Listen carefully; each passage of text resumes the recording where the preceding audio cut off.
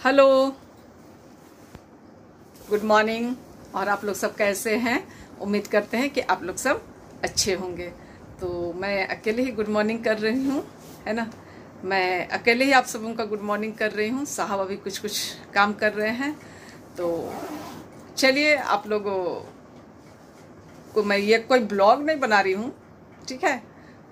कहने का मतलब है कि जो पास का रात्रि जागरण हुई थी उसमें जो मधुर गीत संगीत थे, मैं उसे ही आप लोगों तक पहुंचाने की कोशिश कर रही हूँ, ठीक है। गाना का बोल है, चलते चलते बेरा डूबी गेल, हिटते हिटते सांझ भई गेल। तो चलिए फिर आप लोग जो मधुर गीत है उसका आनंद लीजिए। और आप लोगों को यदि पसंद आता है तो लाइक शेयर कमेंट करना मत भूलिएगा। और हमारे जो नए फ्रेंड्स हैं वे सब्सक्राइब करना मत भूलिएगा। प्लीज आप लोग सपोर्ट कीजिए भाई।